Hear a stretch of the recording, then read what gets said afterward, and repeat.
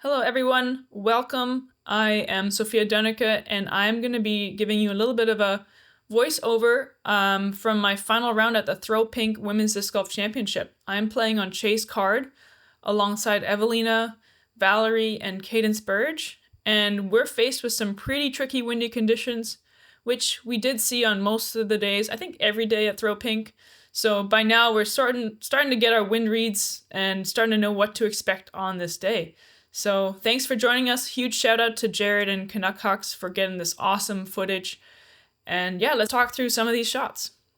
Hole 1, I just missed the Mando with my putter, unfortunately. It's a nervy shot, but that's okay. I'll go from the drop zone and hopefully put it close. So stand still, same disc.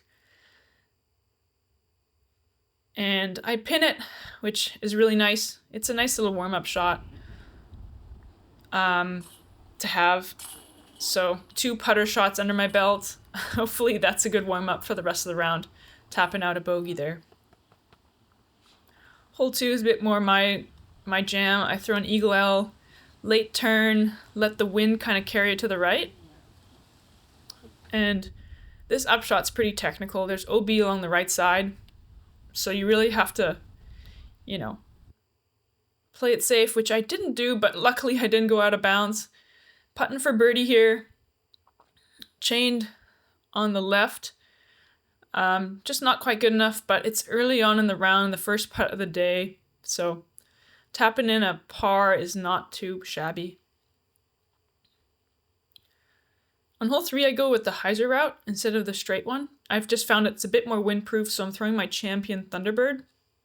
Shout out to Ed Bush. It's a BC Open stamped, maybe 2018 or 2019 Thunderbird, and it's just money, super stable, really dependable. Here I'm trying to lay up to the mouth of the double Mando, but I just missed right, which is frustrating. I didn't miss the Mando though, but it's going to be 2 chip shots to even get around the corner, so sadly the birdie is out of question now. So I take my medicine and throw 2 chip shots to get to that pin tucked away. I really should have thrown something more stable in that approach shot to, have an open angle, but that's all right. I'm not too frustrated. On hole 4, I power down on an eagle L in the wind. It's a short hole, but sometimes you just want to think about what the disc is feeling in the wind, not how far the hole is.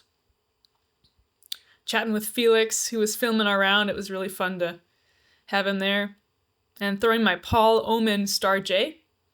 There's a right to left wind, so I was really tempted to just stick with my forehand game plan, but I knew that if I executed this shot, I would get way further down the fairway, which is kind of nice, but I didn't quite execute either of the shots, but they stayed safe, which is the main priority on hole 5.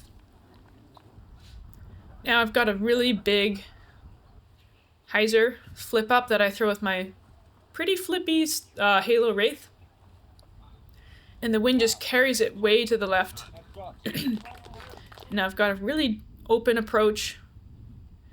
But as you can see, the basket's so close to the water, and I turned around and I did not see that my Toro rolled out. But that's okay. A tap in 6. Pretty low stress hole, which is nice, because this hole can get pretty crazy. And here I power down on a Champion Thunderbird, and I thought I threw it pretty good, kind of going for that low skippage hyzer into the ground. But unfortunately I came up just short of the sand, so I'm going from the drop zone, do a really floaty bid, the wind pushes it down, tap in bogey. The energy on 7 is always awesome. You're throwing off a stage at a triple Mando that's pretty far away. They really want you to go for it. I throw my AVR 3, which is actually the perfect distance for this hole for me. And I hit the Mando, get it in the circle. Feeling pretty good. Feels good to get 7 after missing 6. Throwing a straighter star or Champion Thunderbird here. Hanging over to the right side, letting it swing back in just short of that tree in the fairway. And then this second shot is where you kind of have to decide with what to go with. And I'm holding a lot of discs and end up opting with the simple one. If you're holding a ton of discs, there's probably, you know, one straightforward option to go with that's a bit more conservative. So I get a nice look at birdie, but just a little goofy putt there. Here is a stock hyzer. I almost go long, but luckily I hit that tree because otherwise it would be drop zone, which is not fun. I give it a really floaty bid. Those branches were a little bit in my head and the OB behind, so hole 10's a par 4 this year, so it's sort of like a chip shot and then an approach across the OB. Again, pretty wide open. You just have to read the wind right and get your distances, and I managed to do that on this hole. Hole 11, similar idea. Pretty open, but really important to get the placement right, which I generally find is more my strength. And here is a tricky approach with that slope, and then I managed to execute the shot. I missed it on a couple other days, but with it's like a headwind here, so it can be tricky to pick the right stability. On to hole 5, I lost my Halo Destroyer, the only one I brought for some reason, on hole 5.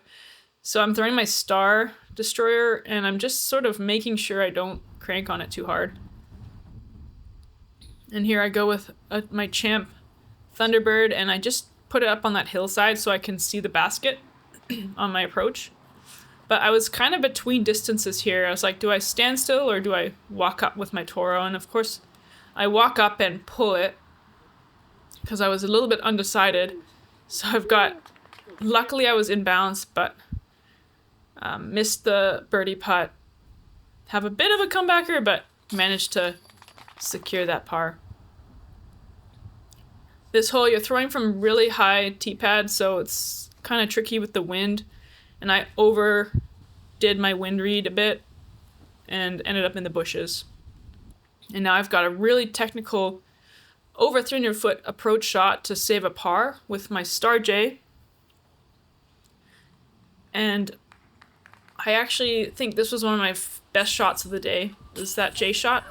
So I saved a par, and Evie got her birdie, so it was a good hole. This hole's tricky. I throw a Cayman, I get the path skip, and I luckily check up short of the hazard. Got a really high putt. I got it, which is awesome. Really nice to feel my putting start to warm up throughout the round. Here I'm going with a Champ Thunderbird. There's a right to left head. So throwing something a bit more stable flat to Annie is sort of the play. I end up in a weird spot a little further from the basket than what I'd had on the other days. So I have to flick more of a fairway driver. I'm a little bit short, and I'm in the fun section, I would say, the fun section of this green. Cute little hyzer putt. I was pretty psyched. If you saw my lie, it was quite a tricky obstructed putt, so I was really stoked to get it. I actually signaled to the cameraman before I putted, to Felix.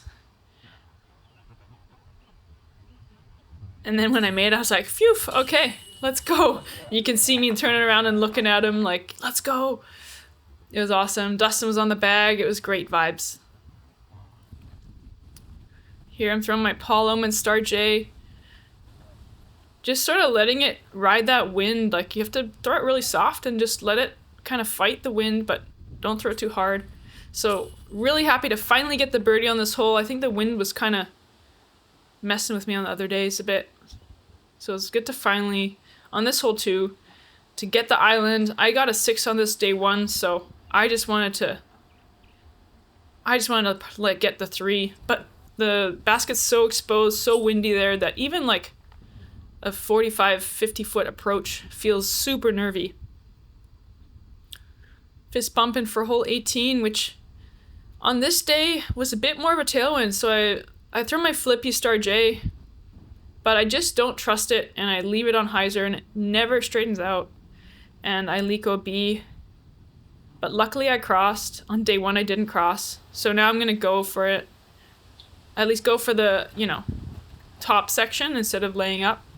I threw it a little bit light, but my Eagle L stays in bounds, so I'll have an open approach, which was probably my worst shot of the day. I just threw it high instead of at the ground. So luckily my putter stayed in bounds, and I was able to save my par on hole 18 after going OB on the tee.